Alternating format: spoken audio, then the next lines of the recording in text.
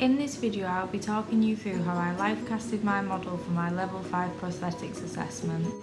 Before starting I covered my model in sheets to protect her and her clothing and asked her to apply petroleum jelly to her hairline, eyebrows and eyelashes. This was to prevent the alginate sticking to the hairs and pulling them out during the removal process. I then taught my model through the whole process step by step so she knew exactly what was going to happen, as it can sometimes be a very daunting task for somebody if they aren't used to having their face completely covered. We also discussed different hand signals that we were going to use throughout the cast that I knew she was alright, needed anything or wanted to stop the cast at any point. At this stage I also explained the removal process to her before I even begun so that she knew to remain calm and try not to rush this part, because although she was my main priority I also wanted to make sure that the cast wasn't damaged during the removal process.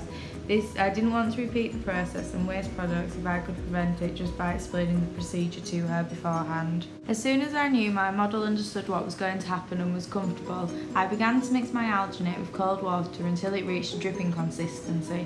I used cold water because it is already a fast setting product and I didn't want to reduce my working time anymore by using warm water. As you can see in the video, I begin applying the alginate from the edges inwards. During this time it is important to constantly keep checking that your model is okay. As I worked towards the centre of my model's face, I let her know when I was going to go over her lips and eyes and reminded her to keep them both tightly shut. When going over the eyes, it is important to apply as much pressure as you can without hurting your model so that you can make sure there will be no air bubbles around that area within your cast. Finally, the alginate should be applied around the nose and down the bridge. It is important to remember to leave enough gaps so that your model can still breathe. Once the face is fully covered, if there's any alginate left, go back in and apply it to the weaker areas of the face, such as the eyes. Once happy, leave the alginate to set for a few minutes. Although not shown in the video, during my first attempt I unfortunately spent too long mixing the alginate, and by the time that I was ready to apply it to the face it had already begun to set. I was very annoyed at myself for letting this happen because I knew it was something that wouldn't be acceptable in industry, as I would have cost myself or my employer a lot of money either through product wastage or time. Another thing that I didn't do when applying the alginate that some artists would argue is a necessity is cover my model's hair.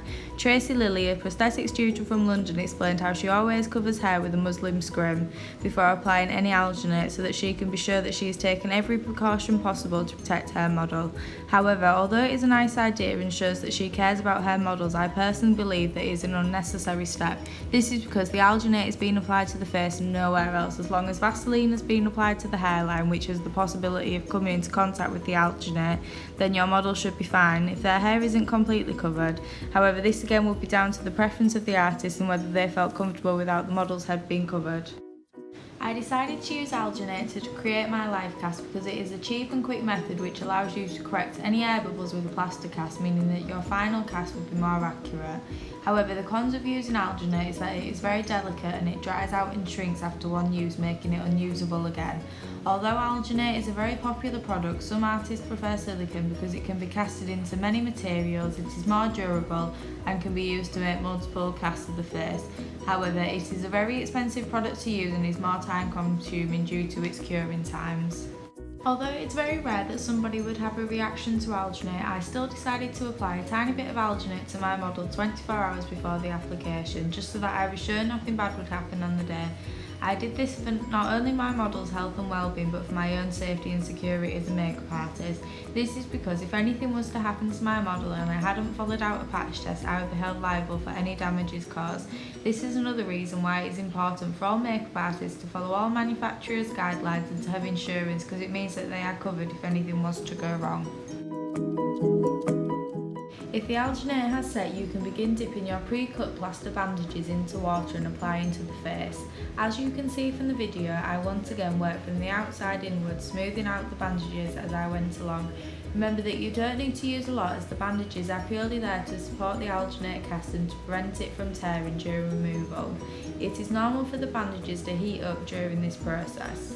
Once the bandages have been applied, leave them to set for a few minutes. You will know when your cast is ready for removal because the bandages will begin to cool down.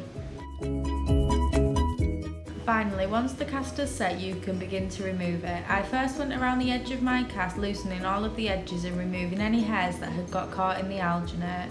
Once I was happy, I then went back in with my fingers and began to loosen the cast. I also asked my model to begin gently wriggling her face as another method to help aid in the removal, and eventually once my model felt ready, she slowly pulled the cast away from her face. Once the cast has been removed from the face, you can begin to fill in the nostrils. Although not shown in this video, I started by filling the negative parts of my mould with wet tissues to stop the alginate from drying out and shrinking. Once this was done, working from the outside of the cast, I began to push a thick batch of alginate into the nostril and smooth out. It's important that the alginate is as smooth as possible, otherwise your face cast will be distorted. Once the alginate has set, seal it with a strip of plaster bandage. The first time that I used this technique, I didn't realise that alginate shrunk, so I left my cast overnight planning to pour the plaster in the morning. This was obviously a huge mistake and cost me a lot of time and money. However, I was glad that I made this mistake because not only did it prevent me from making a mistake like that again, but on my second attempt I was a lot firmer when applying the alginate to the face and was able to gain a lot more detail on my cast, which would help add to the realism of my final pieces. Once I was happy with my cast, I applied a mould release to the inside and mixed some plaster to a dripping consistency, which I began to pour into the mould from a height. I poured the plaster from a height because it reduced the amount of air bubbles that were left behind in the cast.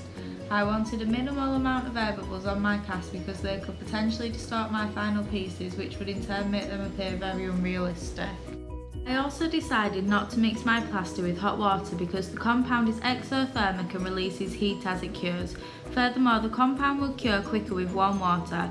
Although there was little room for error when pouring my plaster, I didn't want to use hot water just in case anything went wrong because it would mean I had less time to resolve the situation.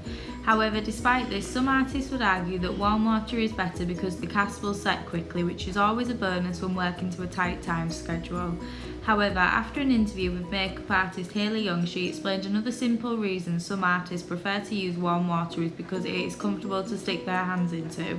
Although I can grasp the reasoning behind this, I personally think that this is a preposterous idea because any special effects artist will know that things go wrong when they are rushed. So the fact that some artists use hot water purely for the fact that they don't want to put their hands in cold water is bizarre to me, because they are reducing their working time for pure vanity, something an employer wouldn't take too kindly to out in industry if a mistake was to be made because of it.